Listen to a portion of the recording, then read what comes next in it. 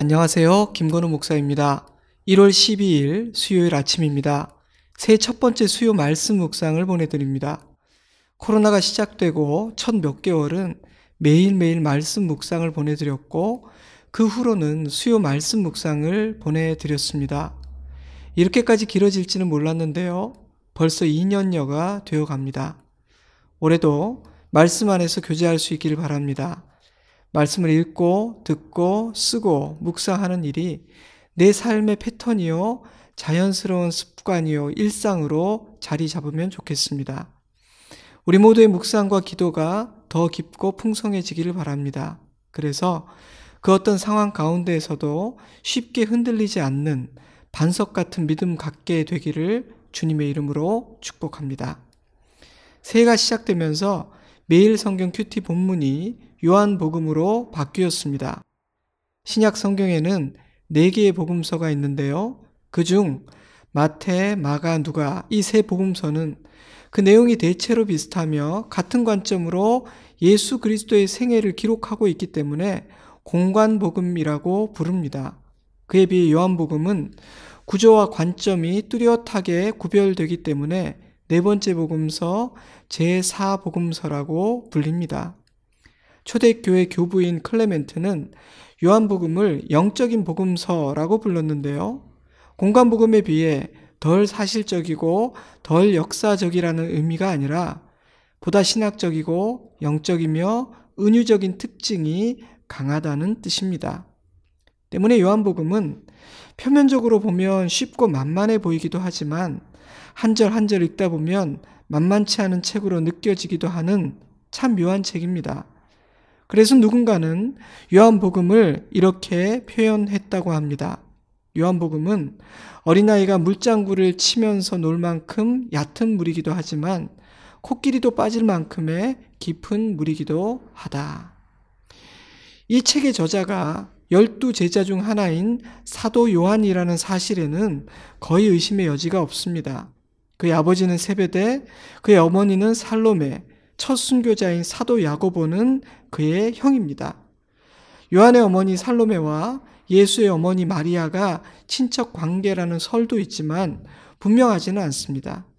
하지만 살로메는 헌신된 그리스도인이었고 카톨릭에서는 성녀로 추앙받는 인물이기도 합니다. 요한복음이 기록된 장소와 시기는 정확하지 않지만 대부분의 학자들은 요한이 노년에 이 책을 기록했을 것이라고 이해합니다. 요한은 요한복음, 요한 1서, 2서, 3서, 그리고 요한계시록의 저자입니다.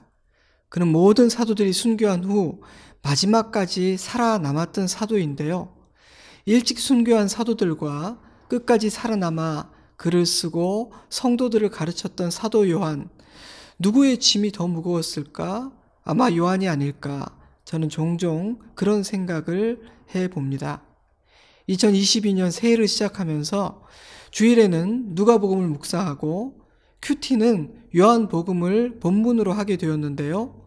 복음의 주인공이신 우리 주 예수 그리스도를 더 깊이 묵상하고 만나고 경험하고 동행하게 되는 은혜로운 시간이 되기를 기도합니다. 오늘은 1장, 2장, 3장을 중심으로 몇 가지 사실을 묵상하려고 합니다. 첫째로 요한은 예수님이 어떤 분이신지를 소개하고 있습니다. 요한은 자신이 또 하나의 복음서를 기록하는 이유를 이렇게 설명합니다. 요한복음 20장 31절 오직 이것을 기록함은 너희로 예수께서 하나님의 아들 그리스도이심을 믿게 하려 하며 또 너희로 믿고 그 이름을 힘입어 생명을 얻게 하려 함이니라. 이 책은 이런 목적으로 그 내용이 추려지고 배열되었다는 것입니다. 집필 의도가 매우 선명하고 명확합니다. 모든 복음서가 그러하듯 요한복음의 주인공은 예수 그리스도이십니다. 그러나 요한이 그리스도를 소개하는 방식과 그의 해석은 독특합니다. 그 시작부터가 예사롭지 않아요. 요한복음 1장 1절 태초에 말씀이 계시니라. 이 말씀이 하나님과 함께 계셨으니 이 말씀은 곧 하나님이시라. 그가 태초에 하나님과 함께 계셨고 만물이 그로 말미암아 지은 바 되었으니 지은 것이 하나도 그가 없이는 된 것이 없느니라. 그 안에 생명이 있었으니 이 생명은 사람들의 빛이라. 요한은 예수님은 태초부터 계신 하나님이시라고 말합니다. 예수님은 창조주이시며 생명이시고 빛이라고 선포합니다. 또한 예수님을 말씀이라고 표현합니다. 이 첫 몇 구절에서 요한은 예수님의 신성, 예수님이 하나님이시라는 사실을 강조하고 있습니다. 사람이 되어 이 땅에서 사셨고 십자가에 달려 죽으셨기에 위대한 스승 심오한 사상가 정도로 이해되고 존경할 만한 인간 정도로 생각할 수도 있겠지만 그것은 예수님에 대한 정확한 이해가 아니라는 것입니다. 그래서 세례 요한은 예수님을 이렇게 표현했습니다. 요한복음 1장 30절, 내 뒤에 오는 사람이 있는데 나보다 앞선 것은 그가 나보다 먼저 계심이라. 나보다 나중에 오시지만 나보다 앞선 분이시다. 참 재밌는 말 아닙니까? 어떻게 그럴 수 있습니까? 예수님은 하나님이시기 때문입니다. 때문에 육신적으로는 세례 요한보다 늦게 태어나셨지만 태초부터 계셨던 예수님이 세례 요한보다 앞선 분이신 겁니다.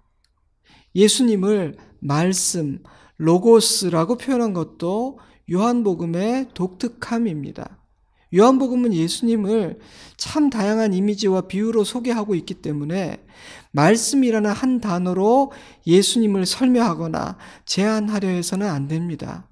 하지만 태초부터 계신 분이시며 영원하신 하나님이라는 사실을 드러내기 위해 하나님께서 말씀으로 천지를 창조하셨다는 사실과 연결시키기 위해 요한은 말씀이라는 이미지로 예수님을 설명합니다. 당시 헬라 문화에서 로고스라는 단어는 만물의 의미와 질서를 부여하는 힘이요 원리를 의미했기에 예수님이 로고스시다라는 요한복음 1장 1절의 말씀은 우리가 사는 이 시대와는 다른 의미로 와 닿았을 것입니다. 요한은 진리를 찾고 있던 헬라인들에게 그리스도를 전하기 원했기 때문에 그들의 언어를 차용한 것은 조금도 이상한 일이 아닙니다. 이처럼 요한은 예수님은 하나님이시라고 말합니다. 그런데 동시에 그 예수님은 사람이 되셨고 사람의 죄를 지신 하나님의 어린 양이라고 말합니다. 요한복음 1장 14절, 말씀이 육신이 되어 우리 가운데 거하심에 우리가 그의 영광을 보니 아버지의 독생자의 영광이요 은혜와 진리가 충만하더라. 1장 29절, 이튿날 요한이 예수께서 자기에게 나아오심을 보고 이르되 보라 세상 죄를 지고 가는 하나님의 어린 양이로다. 하나님이신 예수님이 사람이 되어 이 땅에 오셨고 세상의 죄를 지신 어린 양이 되셨습니다. 이 말씀은 예수님의 죽음을 암시합니다. 어린 양은 죄를 대속하기 위해 제단에 바쳐지는 희생 제물이기 때문입니다. 2장 18절을 보면 유대인들이 예수님에게 표적을 보이라 요청했을 때 예수님은 이 성전을 헐라 그러면 내가 사흘 동안 일으키겠다 말씀하셨습니다. 유대인들은 말도 안 되는 소리라며 비웃었지만 예수께서 말씀하신 그 성전은 자신의 육체였습니다. 자신의 죽음과 부활을 통해 구원을 이루시겠다는 의미였죠. 요한복음 2장 22절, 죽은 자 가운데서 살아나신 후에야 제자들이 이 말씀하신 것을 기억하고 성경과 예수께서 하신 말씀을 믿었더라. 요한 역시 그 자리에서 그 대화를 직접 들었기에 아주 생생한 간증입니다. 이처럼 요한은 예수님이 누구이신지를 소개하고 있습니다. 그것은 요한복음 내내 계속되죠. 그러므로 우리는 이 요한복음을 통해 예수님을 만나야 합니다. 그분이 누구이시며 어떤 일을 하셨고 어떤 말씀을 하셨는지 그 의미는 무엇인지 예수님은 나와 어떤 관계가 있는 분이신지를 깨달아야 합니다. 둘째로 요한은 예수님을 맞이하는, 예수님을 대하는 인간의 반응과 태도에 대해 말하고 있습니다. 요한복음 1장 5절, 빛이 어둠에 빛이 돼 어둠이 깨닫지 못하더라. 그가 세상에 계셨으며 세상은 그로 말미암아 지은 바 되었으되 세상이 그를 알지 못하였고 자기 땅에 오매 자기 백성이 영접하지 아니하였으나 3장 19절, 빛이 세상에 왔을 때 사람들이 자기 행위가 악함으로 빛보다 어둠을 더 사랑한 것이니라. 자기 땅에 오셨고 자기 백성들에게 오셨으며 영생을 주기 위해 오셨음에도 불구하고 예수님은 환영받지 못했습니다. 사람들은 빛이 아닌 어두움을 사랑했으며 깨닫지도 못했습니다. 요한은 그러한 인간의 어리석음을 담담하지만 아주 적나라하게 기록하고 있습니다. 이러한 요한의 기록은 세상을 향한 무서운 경고인 동시에 따뜻한 초대이기도 합니다. 빛이신 예수님 앞에서 인간이 취할 수 있는 반응은 두 가지밖에 없습니다. 그 빛을 환영하고 빛 가운데 거하든지 그 빛을 거절하고 어둠 가운데 거하는 것입니다. 요한복음은 우리에게 이런 질문을 던집니다. 당신은 어떤 선택을 했습니까? 혹시 깨닫지 못한 자, 영접하지 않은 자의 무리에 속해 있지는 않습니까? 사랑하는 나의 가족들, 나의 친구들은 빛이신 예수님을 환영하고 그분을 영접하였습니까? 당신의 주위에 빛 되신 예수님, 생명이신 이 예수님을 소개해야 할 사람은 없습니까? 마지막 셋째로 요한은 구원의 길을 소개합니다. 이런저런 설명을 장황하게 드리는 것보다 요한복음의 몇 구절을 읽어드리는 편이 훨씬 좋을 것 같습니다. 먼저 1장 12절과 13절입니다. 영접하는 자 곧 그 이름을 믿는 자들에게는 하나님의 자녀가 되는 권세를 주셨으니 이는 혈통으로나 육정으로나 사람의 뜻으로 나지 아니하고 오직 하나님께로부터 난 자들이니라. 3장 14절부터 17절까지의 말씀입니다. 모세가 광야에서 뱀을 든 것 같이 인자도 들려야 하리니 이는 그를 믿는 자마다 영생을 얻게 하려 하심이라. 하나님이 세상을 이처럼 사랑하사 독생자를 주셨으니 이는 그를 믿는 자마다 멸망하지 않고 영생을 얻게 하려 하심이라. 하나님이 그 아들을 세상에 보내신 것은 세상을 심판하려 하심이 아니요 그로 말미암아 세상이 구원을 받게 하려 하심이라. 마지막으로 3장 36절입니다. 아들을 믿는 자에게는 영생이 있고 아들에게 순종하지 아니하는 자는 영생을 보지 못하고 도리어 하나님의 진노가 그 위에 머물러 있느니라. 요한은 구원의 문은 예수 그리스도시라고 말하고 있습니다. 세상 죄를 지고 십자가에 달려 죽으신 하나님의 아들 예수 그리스도를 믿는 것, 그것이 구원의 길이라고 말합니다. 그래서 요한은 이 책을 기록한 것입니다. 예수님을 소개하기 위해서입니다. 예수님이 어떤 분이신지를 한 사람이라도 더 알게 되고 믿게 하기 위함입니다. 그래서 영생을 얻게 하기 위함입니다. 사랑하는 성도 여러분, 당신은 예수님을 영접하였습니까? 예수님을 잘 알고 예수님을 깊이 알고 예수님과 친밀하고 예수님과 교제하고 예수님과 동행하고 있습니까? 주일에 묵상할 누가복음과 수요일마다 묵상할 요한복음을 통해 그런 일이 일어나기를 주님의 이름으로 축복합니다. 그런 은혜 주시기를 바랍니다. 우리 모두 그 기쁨을 맛보아 알기 원합니다. 사랑하는 성도 여러분, 당신은 예수님을 증거하는 증인으로 살고 있습니까? 올해는 한 사람이라도 구원하시기 바랍니다.